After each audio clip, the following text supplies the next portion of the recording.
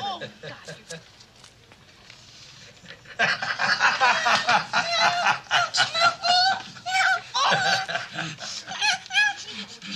Don't stop. Don't. Leave it alone. Let him do it. Don't stop.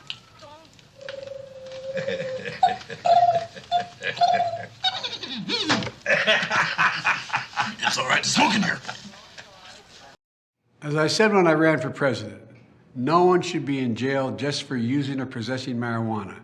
It's already legal in many states, and criminal records for marijuana possession have led to needless barriers to employment, to housing, to educational opportunities. And that's before you address the racial disparities around who suffers the consequences. While white and black and brown people use marijuana at similar rates, black and brown people are arrested, prosecuted, and convicted at disproportionately higher rates. So today, I'm taking 3 steps to end this failed approach. First, I'm announcing a pardon for all prior federal offenses for the simple possession of marijuana. There are thousands of people who are convicted for marijuana possession who may be denied employment, housing, or educational opportunities as a result of that conviction. My pardon will remove this burden on them.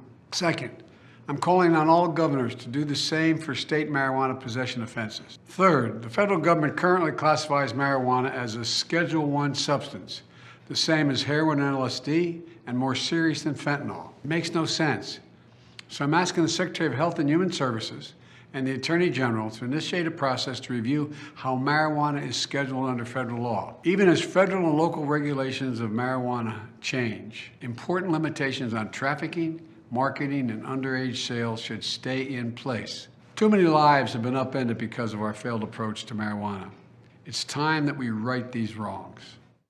If a society makes a judgment that we know beforehand that there is an overwhelming prospect that by legalizing a substance, it's going to increase consumption and will significantly, geometrically increase the pool of those who will become addicted to that substance, then it seems to me as a society, we are copping out on what is ultimately a moral obligation. And I believe it's immoral to urge a public policy that leads people to addiction, which after all is a condition of slavery.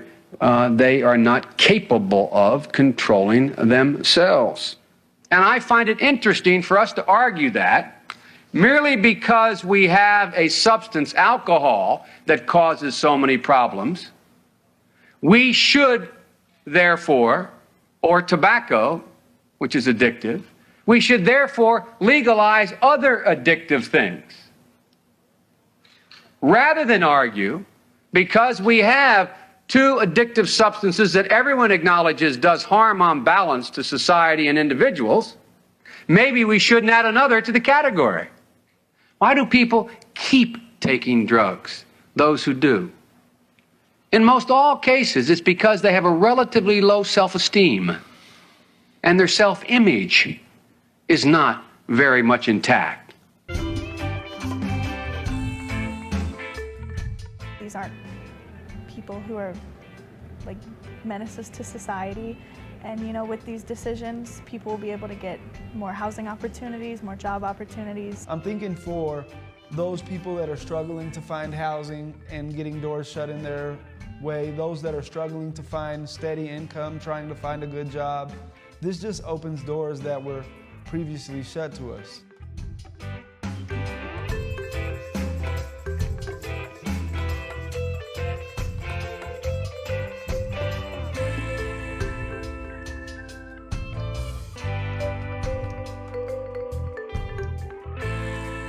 We don't need to move it around to 1 or 4 or 3 or 5.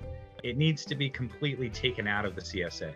And that was something that was recommended back in 1970 when the CSA was created. Marijuana shouldn't be there. And it's something that should be followed through on today.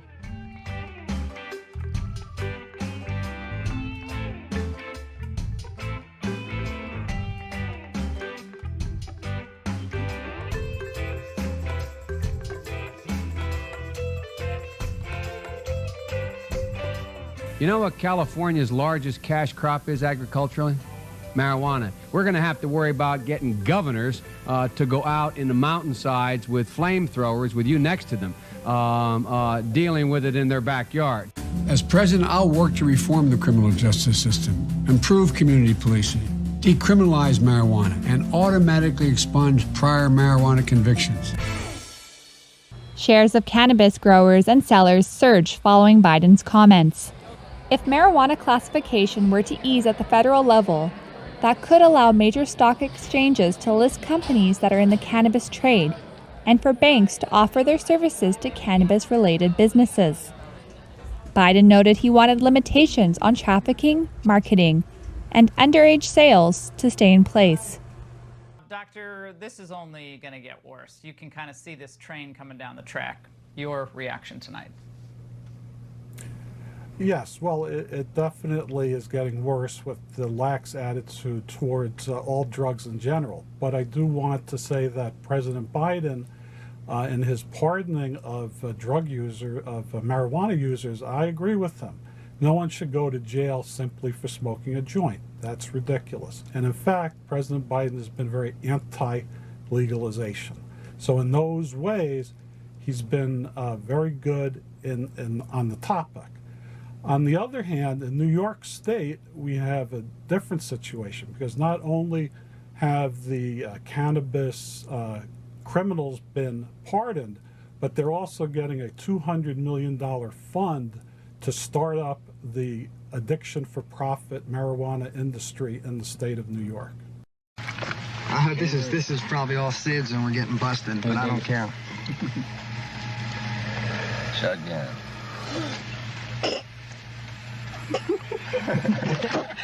What's happening here is also happening to some extent at virtually every other American installation in Vietnam.